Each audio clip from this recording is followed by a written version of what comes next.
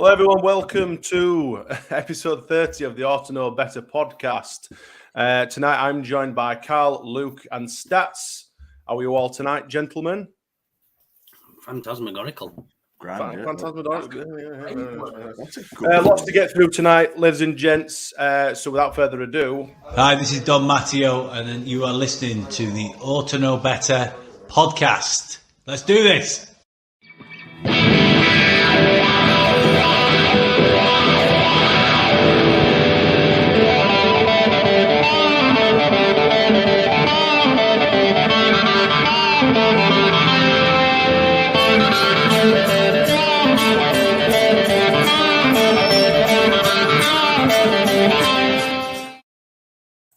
Hello, everyone. Welcome along to our lovely little Aggie podcast. I'm not supposed to be here tonight. I'm filling in for Gilly because he's gone to a Bald People's convention. So he's stuck with me. But I'm joined by the wonderful Karl. How are you doing, mate? I'm all right, Smart. Not too bad, man. You? I'm not bad, mate. Thank you very much. Luke, how are we doing? Are you well? I'm not too bad. I've got the big COVID, so I've not been too far, which is why I'm not at the Bald convention with Gilly. You're looking for some double-sided tape instead. Andrew Dalton, LUFC Stats, is joining us this evening as well. How are you doing, mate? I'm very well, thank you. Thank you for having me once again, and looking forward to getting to the nitty-gritty towards the business of the season. Absolutely. Well, I suppose, in light of, a memorable day of events that happened to us, to our wonderful team 22 years ago, you've got a few words to say. Yeah, a very sad day always is this day in the calendar. From the year 2000, Leeds United under David O'Leary had taken Europe by storm and got through to the UEFA Cup semi-final and drawn Galatasaray, and they travelled obviously across to Istanbul on April 3rd, 4th, 5th, and to play Galatasaray in the UEFA Cup semi-final. And tragically, two fans, Kevin Spate and Christopher Loftus, tragically lost their lives. And no football fan, whoever you support, should go to a football match and never come back. And I've watched Gareth Senior's wonderful speech at Ellen Road this afternoon. All the players of the management, first team squad were there as well. And it's a hard day to comprehend that two of our own fans went to a game looking to support the team and never came back. And the thoughts of everybody here at Ought to Knows Better are with the friends and family of Kevin Spate and Christopher Loftus. Never forget, never forgiven. Rest in peace. Yes, absolutely. Yeah, what a day. 22 years, eh? God. Yeah. Thanks for that, Stats. No, thanks for that, mate. Bit of a somber start, but I suppose it'll pick up. But yeah, 22 years ago, mad when you think it's that long ago, to be honest. I was only a young lad myself. Yeah. To think about losing a parent, whilst they're away enjoying the football and all that sort of stuff, it's not even worth comprehending, does it?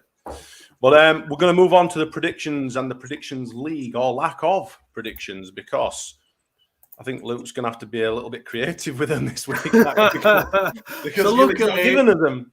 Yeah. So Gilly, who was going to be hosting tonight, has also decided to go full rogue and basically just fucking just leave us in the shizzle, really. But nah, he's been busy. We get he's a busy lad. He kicks the odd computer, tells us to turn it off and on again and that. So we'll give him his due. But luckily or unluckily, I watched a relatively recent podcast by ourselves back through today while I was working, and I don't actually know where we are in terms of, even though I watched the podcast, I didn't pay any fucking attention. I don't know who is, but I think I remember where we were last time is that the fans were actually leading, and I don't know what the fans' plans or the fans. Basically, I don't fucking know. Well, it's a professional outfit, innit? Clearly, I mean, God. I'm up there. Stats is up there. What I do know is that I'm not at the bottom, and that's all that matters.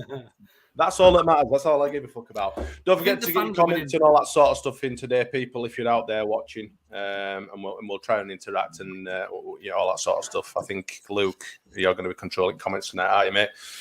So yeah, get your comments in. Give us some shit. We'll give you some back. That usual sort of crack. Can I just make a point? Is Bob watching tonight? Bob? Bob. Bob can fuck off. Evening, Alison and Marty, as ever present. I know Marty's looking forward to getting down to Watford at the weekend. So yeah, I'm still here if he does need a chaperone or Well, handcuff Luke to you. He will have stag news in Benidorm when you got a little ball handcuffed to you. Well, I suppose.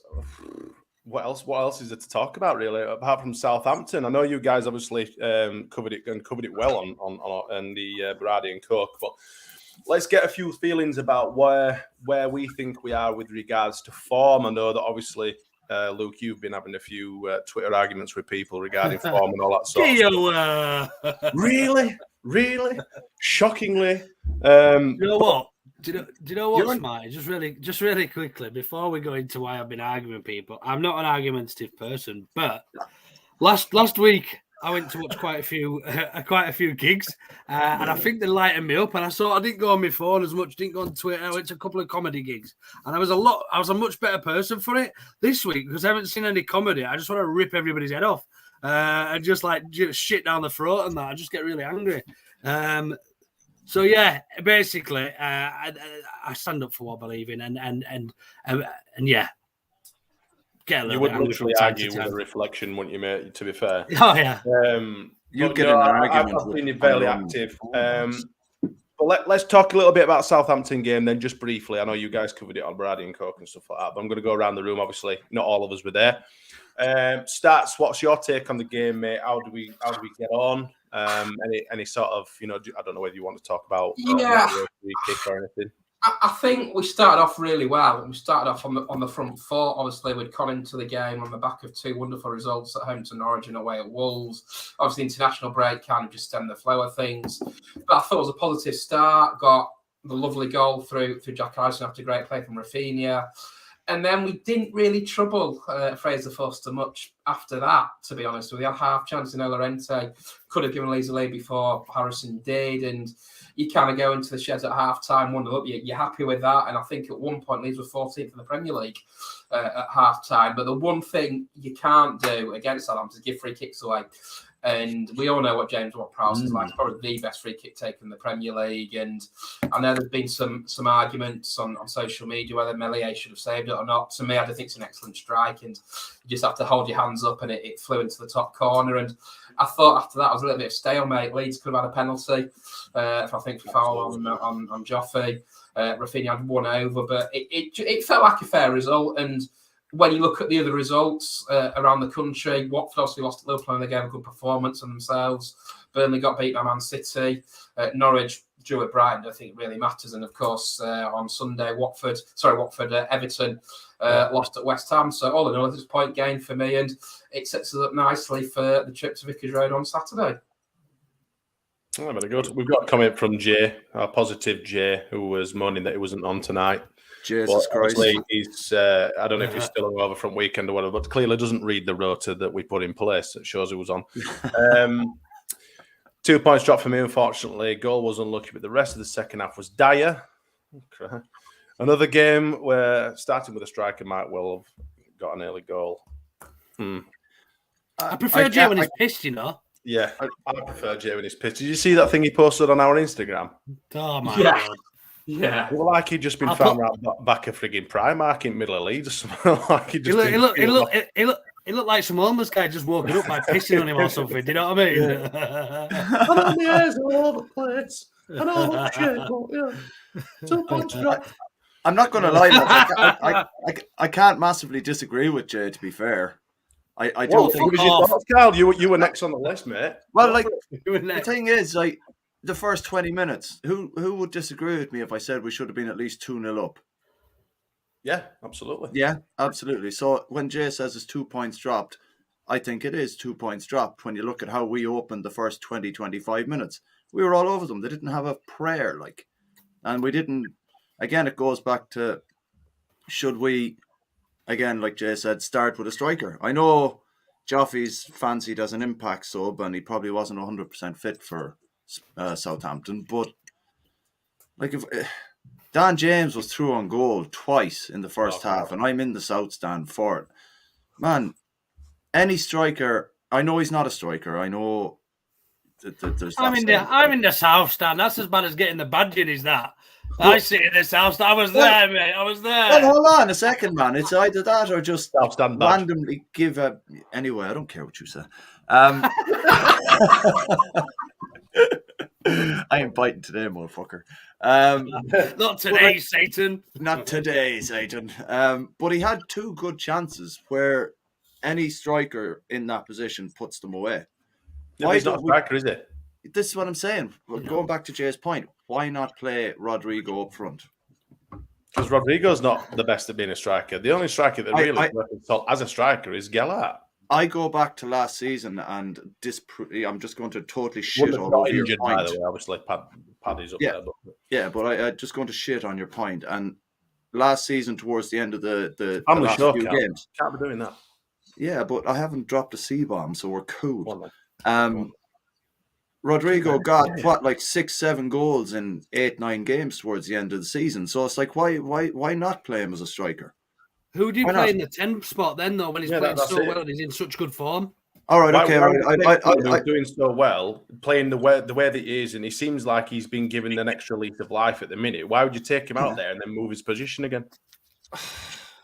He's a striker, man. I don't care how well he's playing. Well, I do care how well he's playing, but in the position that we bought him for, he's not playing. We bought him as a striker because they thought Bamford wasn't going to be up to the Premier League.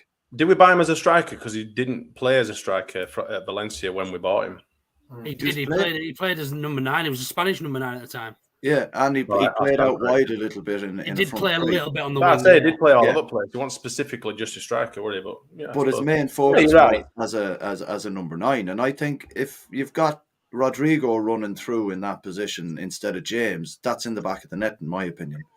Like his 2 finishes against Burnley last year, away from home, they show that he can finish like a demon, man. He's got a great finish on him. Carl, while I agree with you, whilst I do agree with you in terms of playing a striker up front, I can completely see why Marsh and before him Bielsa played Dan James. I've been through this a number of times, and it's simply the pressuring. And Dan James is the best alternative to Paddy Bamford we've got to that pressing style that we play at Leeds United.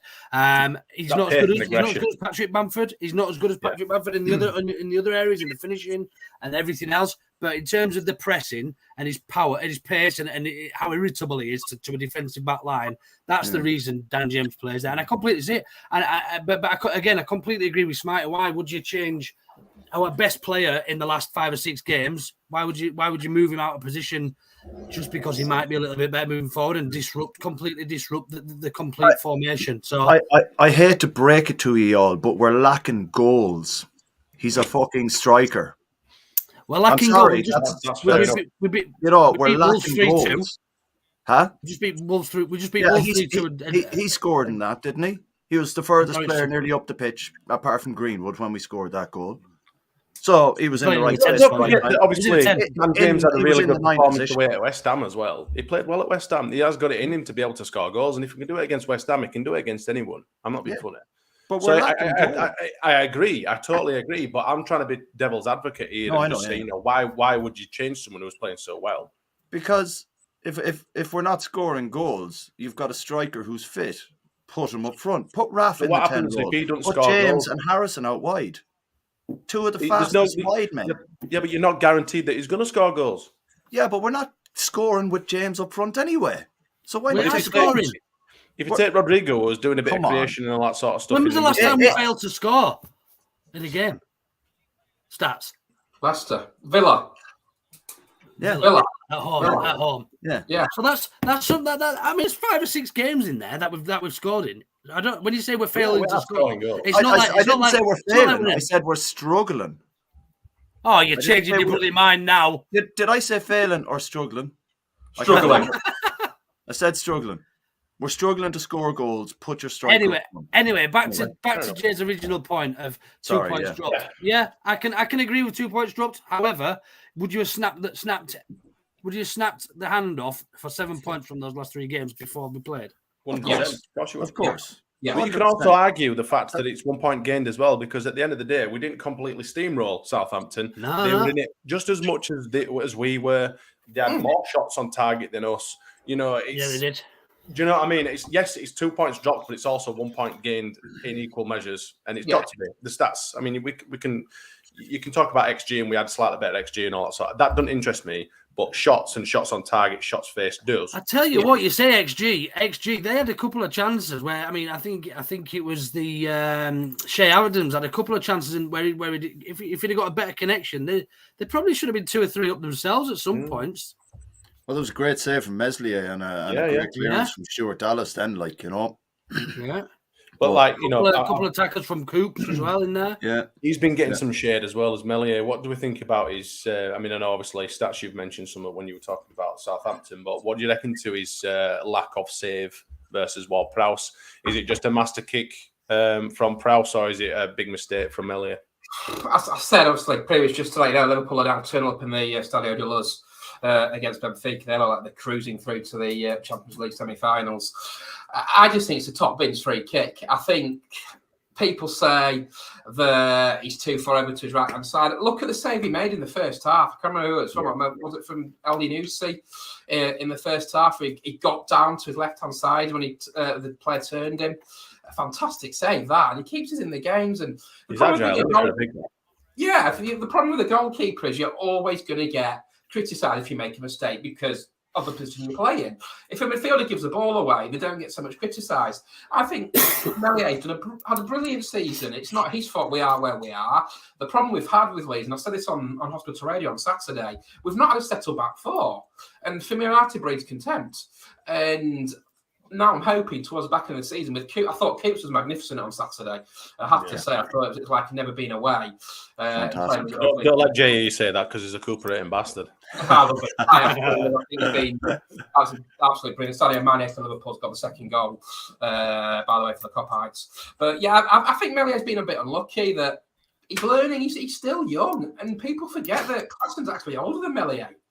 And is he really? Oh yeah, I'm sure he is. Who? I'm sure someone said that. Claeson. Well, someone just check that for me. I just want to. I'm going to fact check you. You're supposed to know this thing. You got like when you close your eyes and you got like Matrix shit going down your eyes. I get all the scores in my head. I don't get all the ages in my head. To be fair, I think you're right, Stats. I think we signed him when he was 21 already. Yeah. What's Claeson's first name? Christopher, I thought that, yeah. I think the problem is with football fans in general, they always look for a reason for why a goal's been scored. Sometimes you hold your hands up, and like I did on Saturday, that free kick from James Ward-Prowse was brilliant. All right, Bremner scores. What's your thoughts on the free kick, Carl? I just want to point out Alison and Marty's point there. I think that's a great shout. Yeah. Even if it's just a journeyman, just to have him, you know, someone reliable to just mould Meslier a bit. But with going back to the free kick, Smarty, I saw, I think it was on Match of the Day 2 or something, that Ward-Prowse is only two free kicks off David Beckham's record in the Premier League. Yeah. So when you think about that, you think about the goalkeepers he scored against over that's only in the last 3 years, 4 years.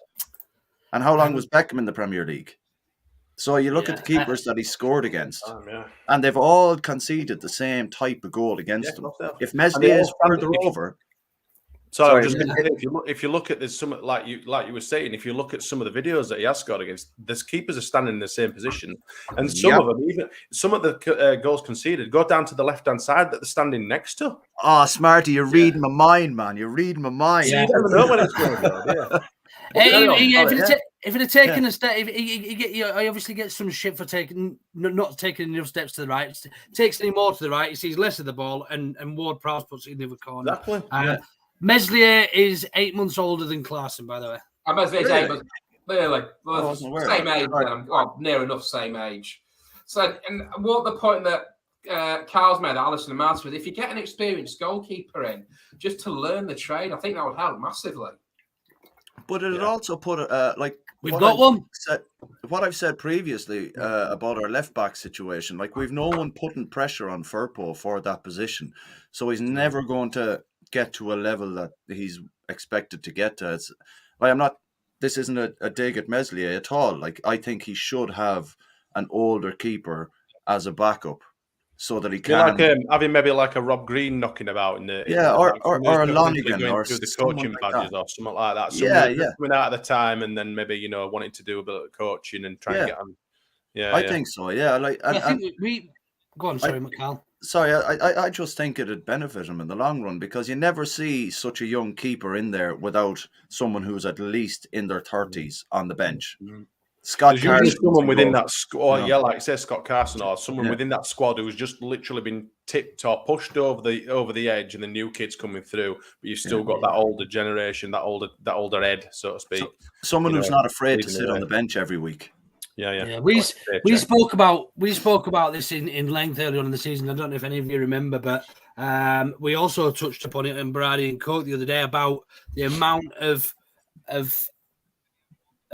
players that we've let go. With that experience in terms of Berardi, Alioski, Hernandez, Kikuxi have gone out on loan as well. You look at the amount of experience, the wealth of experience that's actually gone out, and the level that those guys have played at, and then almost we've had the changing of the guard almost had to happen immediately with Dallas, Ayling, KP, all having to take those real senior leadership type roles almost near on immediately, and that's quite a transition to make when you're in the Premier League to have so many players that are so important to the club move up and move on and not replace them. So yeah, I think we're definitely lacking is something that we've definitely lacked all season. It is leaders, especially with Cooper and Phillips been out for such long periods. And Bamford, you can put Bamford in that bracket as well. Yeah. I mean, we could probably talk a little bit more about this when we do the Twitter poll results, because obviously there's been a massive shift with that. I'll let Carl do that in a minute. Yeah. But that just looking at Luke. Sorry, not you, Alison. Apologies, Luke. What do we think about Robin Koch possibly leaving? We'll discuss that in a little bit. But so, anything else on the Southampton game? Overall, overall it was good. On Berardi and Cook, anyway. If you haven't watched it, watch it. It was a good episode with Gilly and Luke and Big Lou, I believe. Big Lou made an appearance. Big Lou. So yeah, that was pretty good. So we'll move on to the poll. Twitter poll results. And Carl, the floor is yours, my friend. All right, more enthusiasm. So each week we ask the listeners to choose the name. Hang on. He's got more. It's like some dulcet tone. So the following. It sounds like the Sheffield to King's Cross here, giving off 50 tones. I got fierce abuse for being so fucking. Today's fucking. So I said, fuck it. So from the following, are we rushing players back from injury? Is our form good, or have we had lucky results? Has Rodrigo had his Weetabix? Who comes and who goes in the summer? With 15% a Rob Price fast track, with 18% good form old chap, 18%, and Weetabix was 19%. And please, for the love of God, sign someone was 48%. So yeah, you started off really enthusiastic. Yeah, well, you're. And then, as you started reading, it was like, and then I went to the shop for some chips, and then I went to get some vinegar. That's because he threw me completely off me shit, knobheads. Yeah, we did. To be fair, that was unfair. I apologize. So, like I even said it before we started that I was going to try and be a bit more enthusiastic. Don't be dicks. But so with 48%, please, for the love of God, sign someone. I'm going to go to Luke first for this one, because your namesake in the comments brought up the Robin Koch scenario. So I'd like to maybe go to you first for this one. Yeah, absolutely. I think it's been peppered around social media today, hasn't it? That Koch is available, Koch out, and all this sort of stuff. I don't believe there's much truth in it. I think it's probably a little bit slow news day, paper talk. I think I think I'd probably agree with Luke. To be fair, in terms of value to the squad and team moving forward, I think for Leeds United, I think Koch's worth more to us with his age and his ability to play in more than one position, and his current probably his current skill level as well. I think I'd rather keep hold Koch. Great place. Love it. It's a bloody family show. Keep that filth out your mouth. Then if I was to choose between the two, It said stats on a fucking vendor there. Potty mouth here. Sorry, Luke. No, you're all right. I think what long and short is, if I had to pick between the two, I'd rather keep Alder Koch over Llorente, but I can't see why we'd have only signed Llorente for 2 seasons. I think if we were to sell them both, we'd probably get more money for Llorente now as well. And he's made a biscuit, so who knows? I think we're in a good position when it comes to centre backs as well, just based on this one position. When you look at the youth that stepped in this year in Hjelde and Cresswell, then we've obviously got Captain Coops, we've got Struick as well. So we're quite blessed in that department when everybody's fit. So yeah, I don't think we should be letting Koch go. Is probably the short answer for me. All right, so you don't want to be short on Koch next season, so Absolutely. I'm big Koch. I'm big on Koch. You love Koch. I love Koch. Stats, you're grimacing there, man. I'm going to come to you next, and I'm going to ask you what your opinion is. This topic is actually hard to discuss until we know what league we're in next season. Because I'm guessing. Bloody hell. Kick him off, quick. Kick him off. I'm not having any of that chupping. Bloody hell, what's going on here? Get out. Pessimism. But what I'm saying is they'll have 2 lists. They'll have a list to stay in the Premier League, which I think they will, and I'm not trying to tempt fate there. I think they will stay up. And they'll have a list if worst comes to worst, end up in the Championship.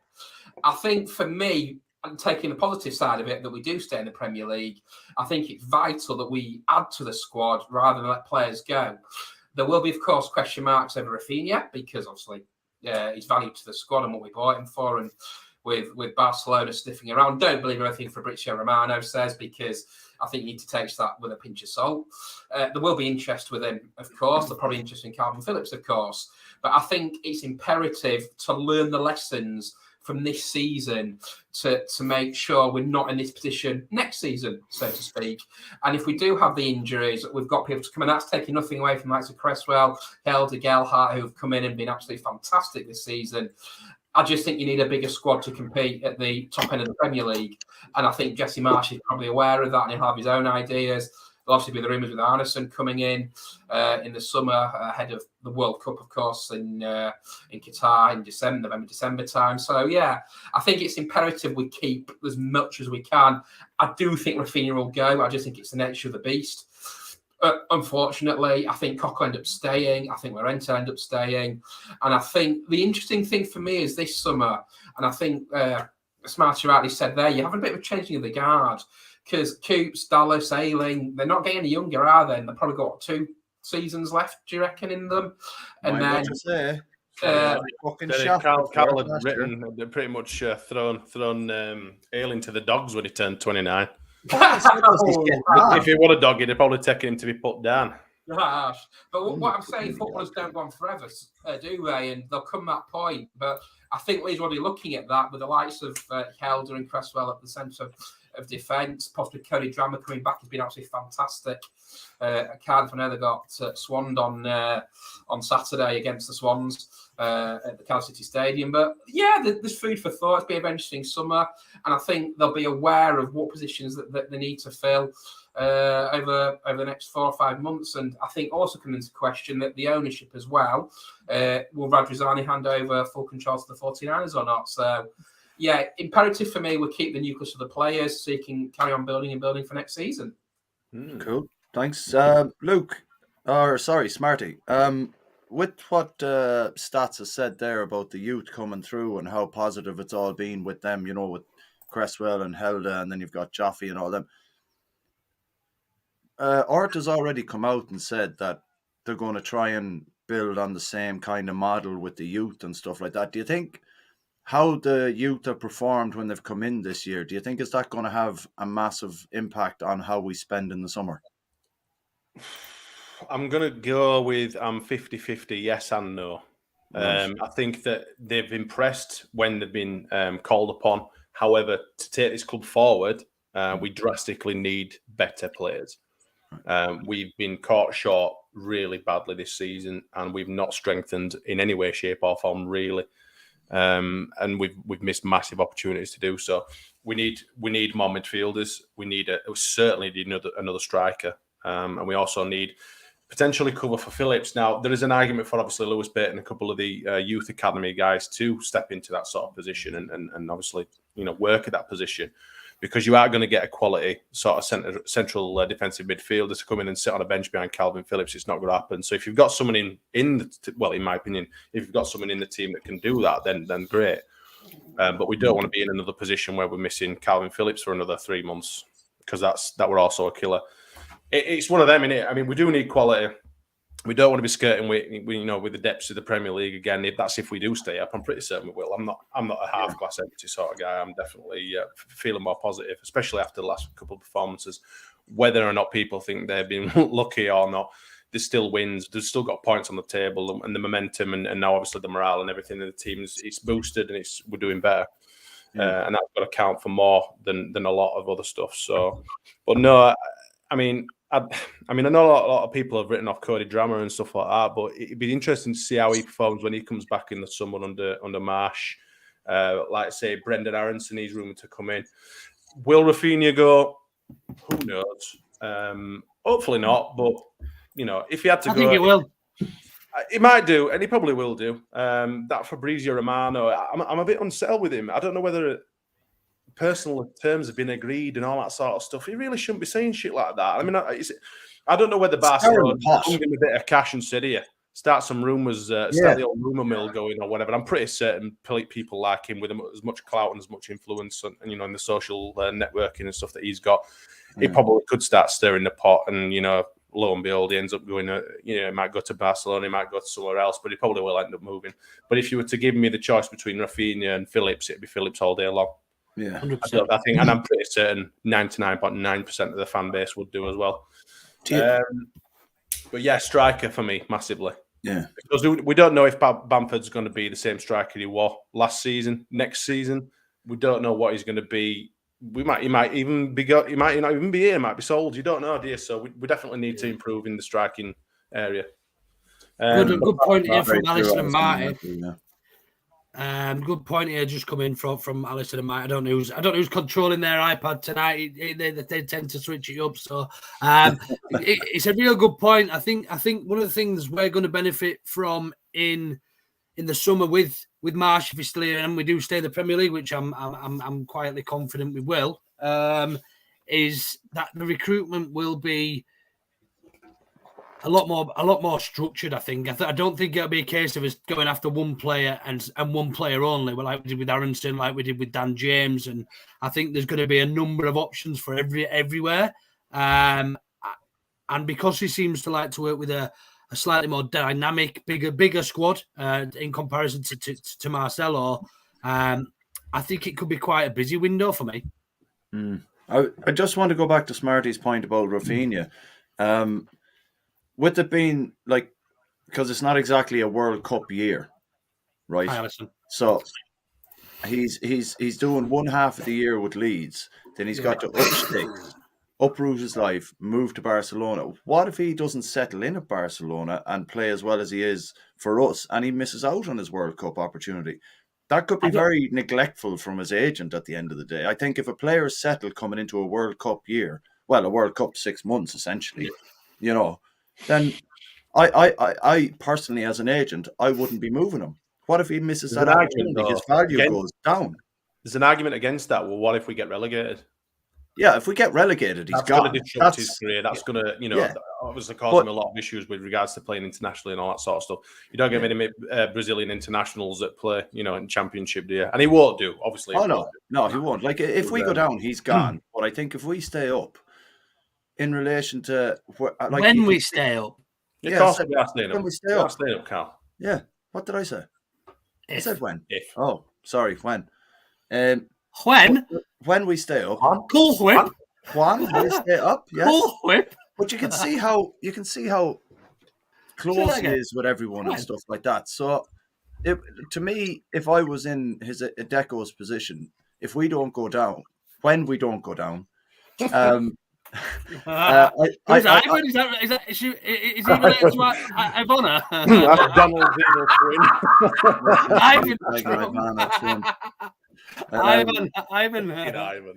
Ivan Trump. But anyway, yeah.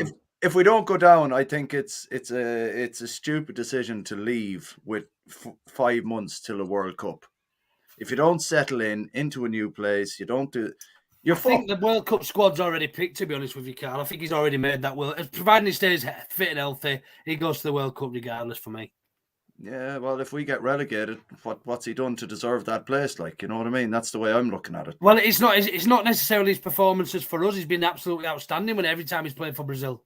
Yeah, but he's done the same. I was going to come on to this. How do you think he's performing at the minute, Rafinha? Ollie? He's shit. He's been our worst player. Fucking hell. Set up the goal on Saturday. No fucking about there. What do you reckon, Luke? What do you reckon, Carl? Who? Carl. Me? I think he's been very hot and cold. I don't. I think he's. I think since his first Brazil World Cup or his first Brazil call-up, his performances have dipped quite dramatically. I think they haven't been. I know he set up the goal on Saturday, but he's still been all right at it. But I think by his standards, it's more than anything. I think it's because we expect so much from him, and he's such a class player on his day. The expectation is so high, and he's just not living up to that for me. But the other thing is as well, we have to understand that, like, when Meslier got the ball on Saturday, everyone was like, fucking get it out, Dallas is out there. It's like, but that's not the style we're playing anymore, lads. Yeah, apart from the pass and the assist. Sol said, apart from the pass and the assist and the goals, he's been shit. Yeah, but, like, he's, like, the same for Rafinha is the same for the whole team. And us as fans, when Meslier gets that ball and we see Dallas, he's gone into a Bielsa position out the wing where he wants the ball. That's not how we play now. And the sooner people understand that that's not how we play now, they'll get off Meslier's back. The Raf is playing in a brand new system now as well. He's not been indoctrinated into the Bielsa system over the period of time that he had with Bielsa. Indoctrinated? Yeah. What the fuck is wrong with that? Like, great word. Never heard it. Describing it. Indoctrinated. Yeah. Is that indoctrined? Indoctrinated. I don't fucking know, man. Indoctrinated. Fantastic word. Yeah. Great word for a podcast about Leeds, anyway. He hasn't had that time to. I think he means fucking tickles over here. It's the verb for the word indoctrinate, and it means to teach a person or group to accept a set of beliefs uncritically. There you go. So I was right. Let's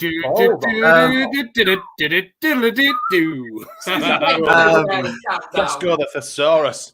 But the thing is, like, I'd imagine when we stay up, I keep saying if, I don't know why the fuck I said that. Yeah, but when we stay up, like if the system, like, they all seem to believe in the system. So if he has a period of time where he's understanding it and getting used to it more, then what's the fucking stop him doing anything? Like, it's like brainwashing, but for thick footballers. No, I think you're right. I'm not calling that thick, by the way. I mean, I think he's like Lou said, he's just not been as not necessarily consistent. I mean, you still expect something to come from Rafinha because he's an absolute quality player in it. Yeah, but he's not been performing to quite the high levels that he's set in first half of the season. For me, obviously he has been scoring, he has been assisting and all that sort of stuff, but there's just something not missing. His spark seems to have been dulled slightly, shall we say. Just really quickly before we move on from this poll topic, Smarty. Yeah. Just in the comments there, I've had a couple of people speaking about how much we might spend. Brendan's Ghost mentioned he thinks it might be about 120 million, and Alison's agreed. Surely that's going to be based on who will leave and for how much.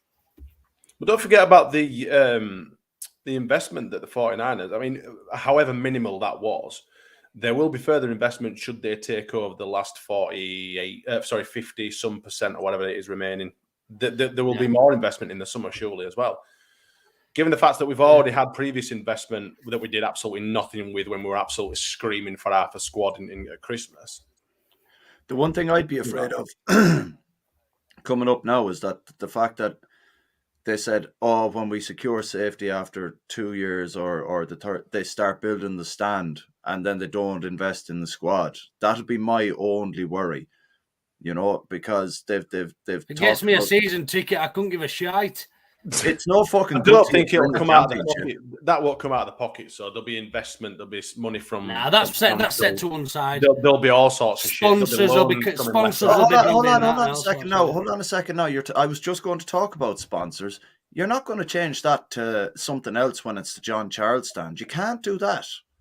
There's no way. But you can have a massive fucking sponsor saying, "They'll do what they want." I don't know, Vagisil or something like that. Yeah, but. It's like it's only going to be like his sense or whatever the fuck that name is. I can't. His sense. That's what it is. His sense or whatever.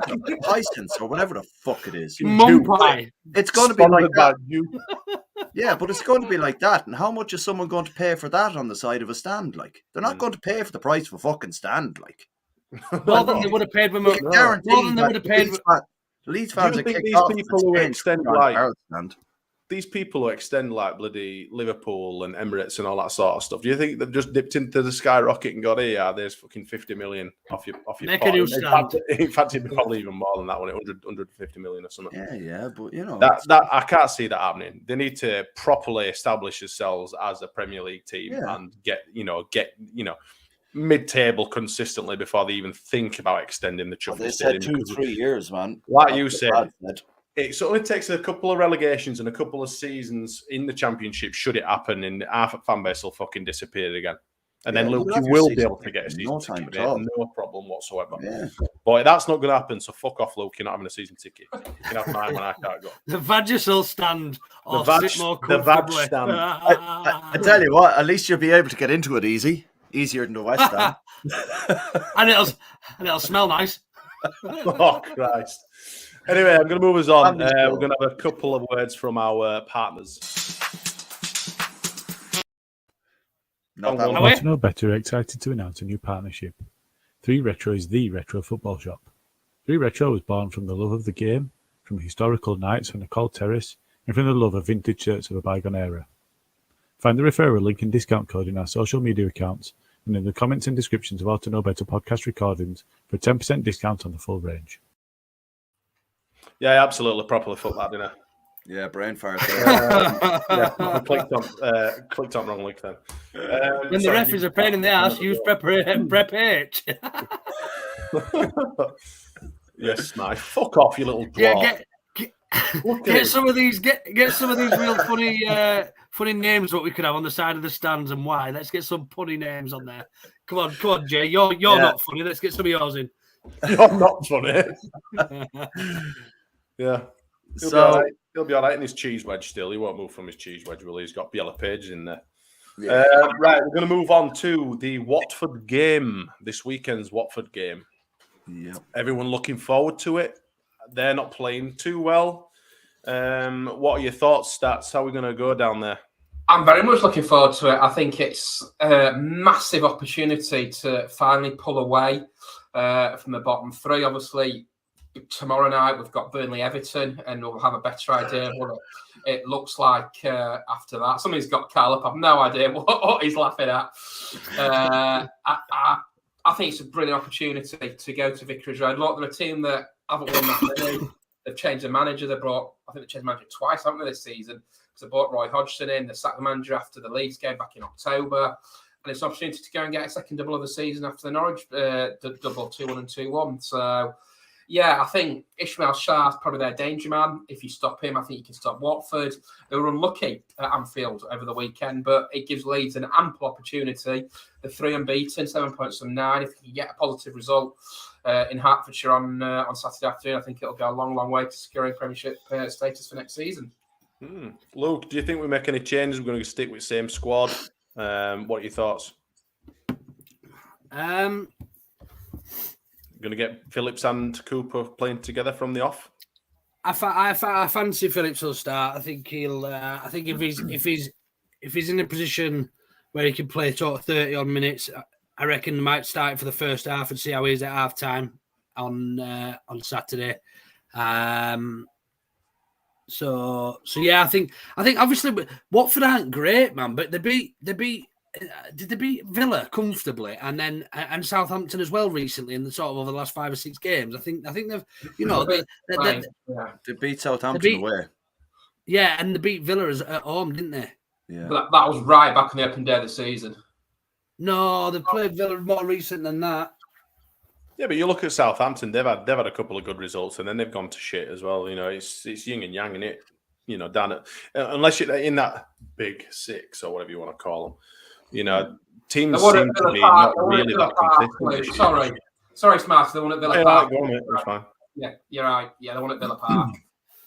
Yeah, so yeah, look, the attacking wise, they're a dangerous side. They've got Emmanuel Dennis. They've got like say Ismail Assar. Gujo or Hernandez book, man. He got that bicycle kick against. Gotta be careful because I made a mistake with someone's name a few weeks ago. Well, I that's why I didn't say his first name because it sounds like Gooch. So I said I wouldn't bother my arse. I just go with Hernandez. No, that's the one. Sorry for interrupting. No, you're all right, mate. You're all right. I've got all night, me. But yeah, it's just look. That Pedro started playing all right for him. Cucho Hernandez. You've got attacking move going forward. Then they're not a bad side, but. I mean, it's just defensively. They're all over. They're absolutely shit defensively. So if we go there and have a go at them, I think we'll have more chance of beating them. If we go and sit back and invite them on because they're at home, I think we could be in a bit of trouble, against Watford. No, Karen. Go on, mate. Go on. I've got all night. I was just going to say, I hope we don't sit back just because we're playing away to Watford. Like you were saying there, if we sit back, we're fucked. But I hope we don't do that. Like. Yeah, I think more importantly in this game is not to lose, because if they pick up 3 points and get a bit of momentum, tails up. That's really what we don't want at this stage of the season. Just exactly, pretty much what Alison just said there. Happy with a point. It's a must not lose. A point to us. It's more about not 3 to them. Do you know what I mean? In this type of fixture.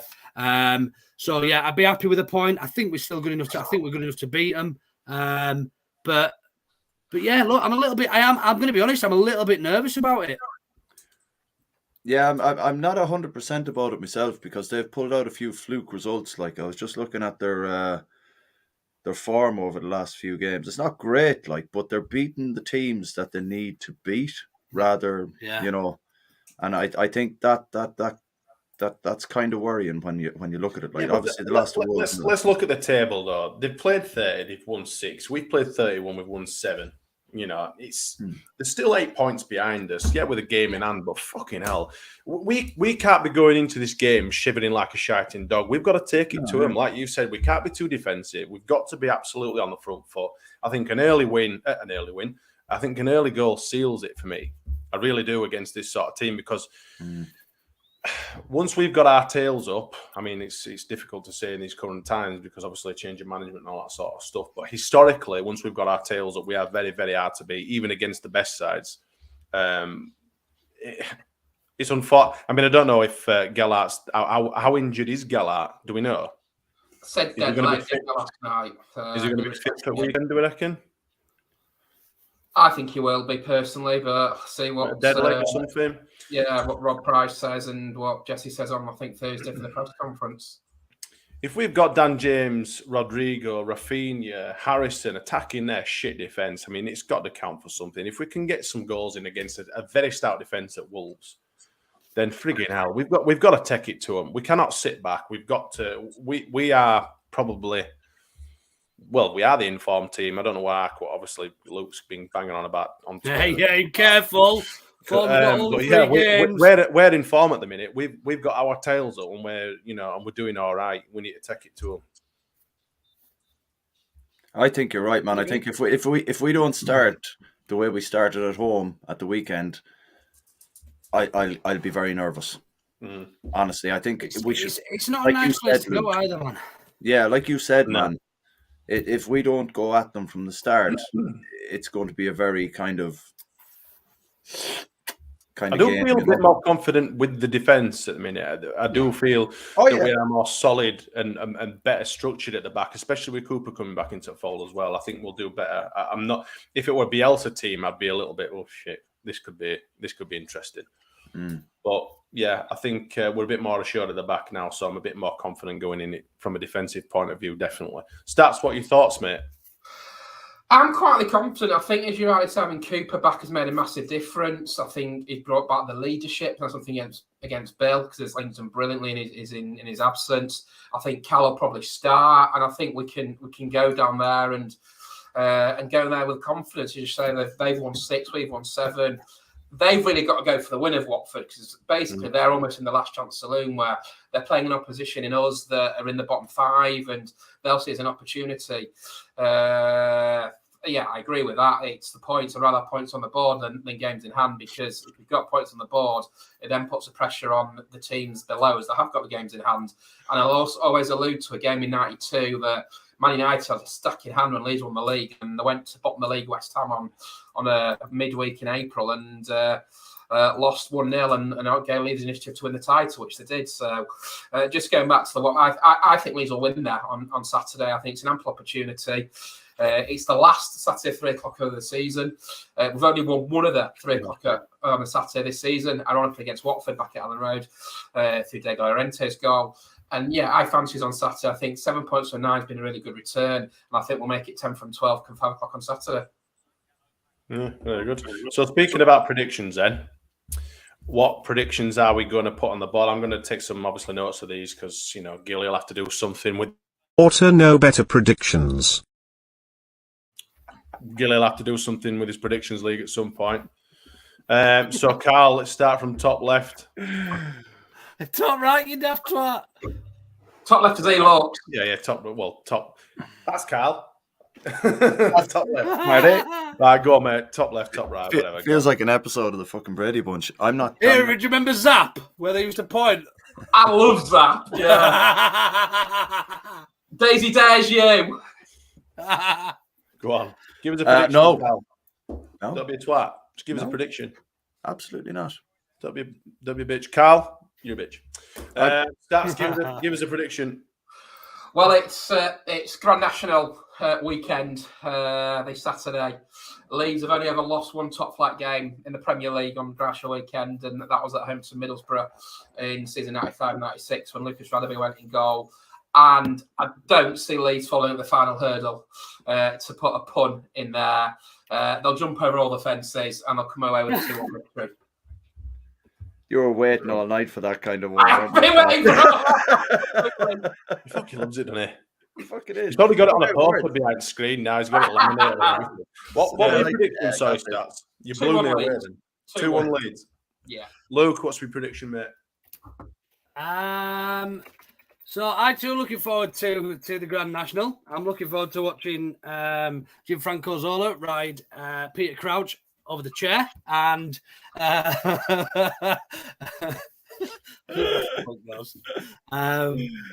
basically I think we will beat him. I'm still relatively nervous, but I think we'll beat him. I'm going to go for a 2-1 Leeds win. 2-1 Leeds. Everyone's going 2-1 Leeds. I'm also going to go 2-1 Leeds. I might get a result this weekend. I know that Bremner's Ghost had predicted 2-1 as well. Way before anyone else. No. You got it in Bremner's there. Ghost, man, you need to check back there. It's like the 4th comment or something he was in there with it. He got in there right earlier with 2-1. Yeah. 2-1 Leeds. Like miles up. He were fucking, as soon as we started talking about chuffing Watford, 2-1, it was straight in there. 2-1. His fingers. So yeah, we're going to go fans predictions 2-1 as well. Oh, that's no good for me though, because I need to catch them. That's the original prediction then. I'm changing my prediction. Go on then. 3-1 Leeds. Oh, fuck me. Right. I hope fans get it, because that means I get some more points as well. Right, okay. I believe you have a couple of bits to talk about the competition, but firstly, you may have seen on Twitter that we've been anchoring and begging and pleading for more subscribers so we can pass the 500 mark, and we have done. So thank you to everyone who's subscribed lately, and obviously those that have stuck by us from the beginning. It's been weird, hasn't it? I don't know about you lads, but it would just, to go from having a bit of a chinwag about Leeds on a Zoom call to someone saying, "Oh, we should do a podcast," and then people liking it, and it just snowball, and it's just mental. I'm not sure anybody likes it. I mean, I won't go that far. Some people probably like it. I like just giving Jay abuse, to be honest. I mean, that's all I turn up for, really. But no, it's been great. But thank you to everyone who subscribes and supporting us. It means a lot. A few of us have been recognised, not me yet, thankfully. But I know Luke has, United Luke and Carl and a few others. Everyone knows Stats and everyone knows Midget J. Yeah, so that's nice. But I believe you've got some competition stuff to discuss, Mr. Minshall. Yeah, so basically what the competition was, we had two of the lilac lead shirts to give away as part of the competition, and we just said we were going to give them away to two random YouTube subscribers. So I've literally just thrown all our subscribers into a name generator type thing, and it's just thrown two names out. So the two winners' names are, I jotted them down. And shame we don't have a drum roll thing, innit? Oh, sorry. Oh, it's all right, Stats. Cheers, Stats. The winning number one was Jakey Carter 88. So if that is you, give us a shout on a DM or whatever you want. And then the second one, I don't know if this is their actual name or if it was their YouTube name, but it's just come across as Leon Heppel. Leon Heppel. The second winner. So there are your two winners, Jakey Carter 88 and Leon Heppel are your two winners of the shirts. Congratulations. Congratulations. Well done. If you want to get in touch, and we'll make sure those get posted out to you. Yeah.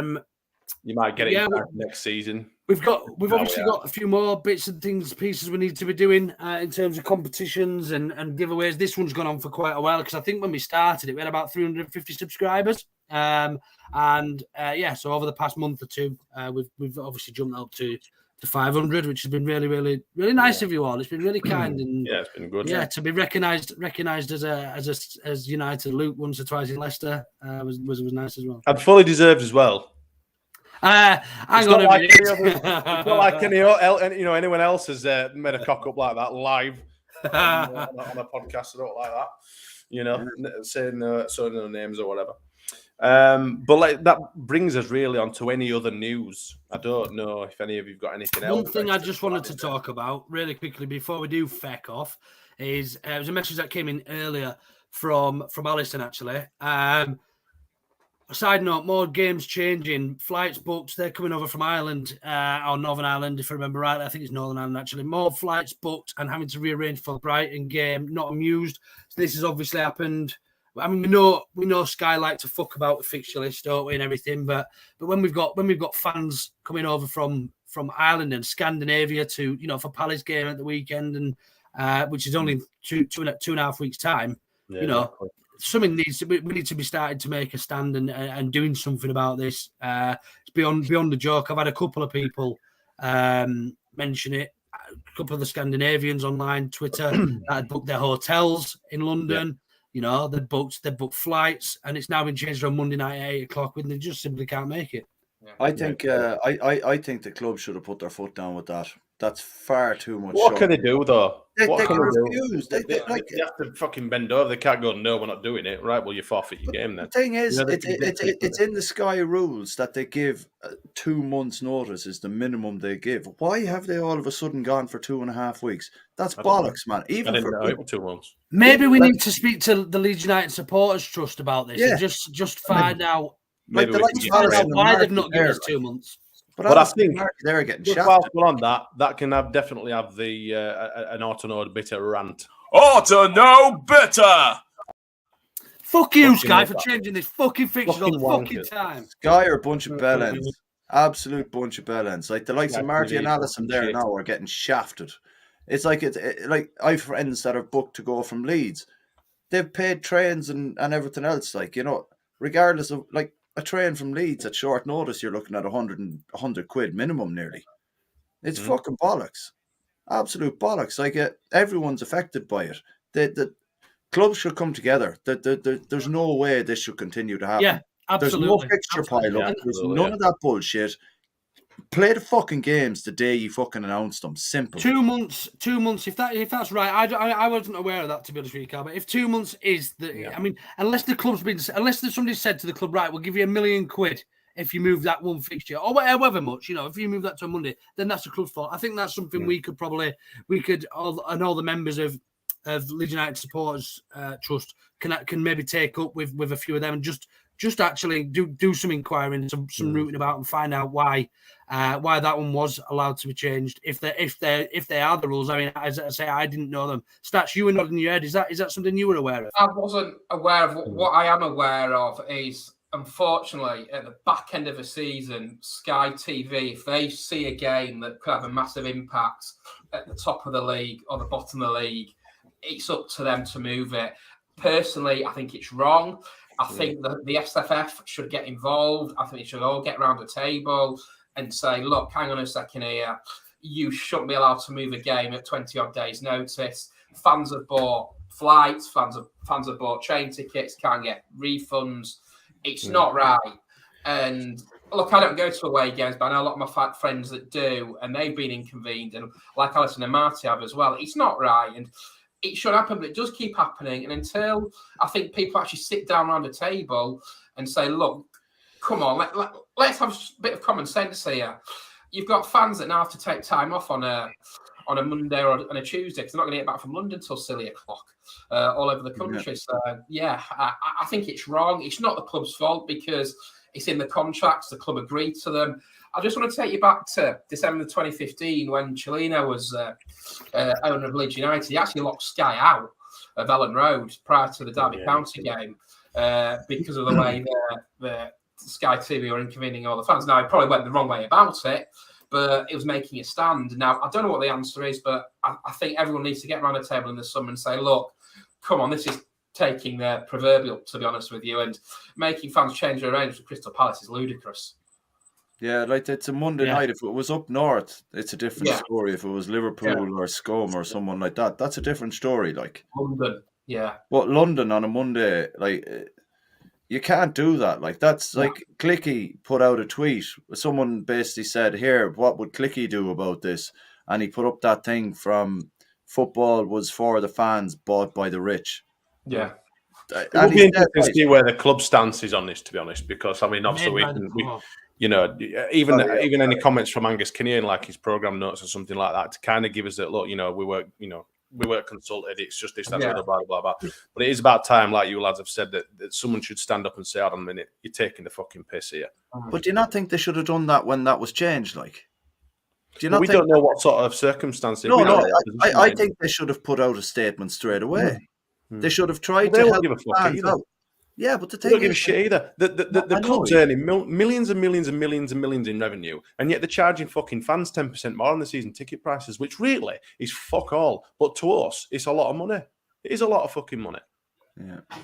There isn't any need for them to start charging fans and stuff more money, but they fucking will do, even though they're getting more money from fucking TV rights and all that sort of stuff.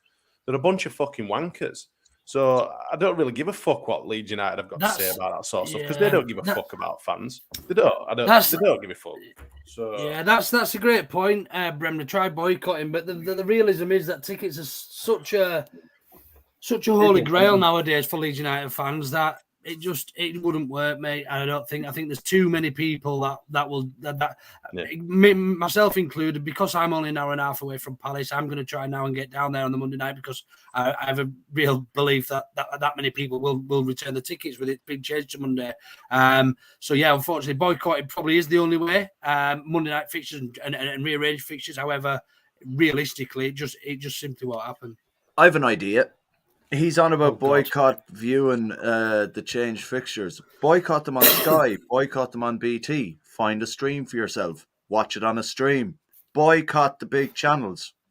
Boycott them. I think that's what he's talking about. Mm. Oh, excuse me. Sorry. Yeah. Just boycott them. Find a stream. Make them suffer with their viewing ratings because they know putting us on a Monday night, their viewing ratings are going to be through the bloody roof.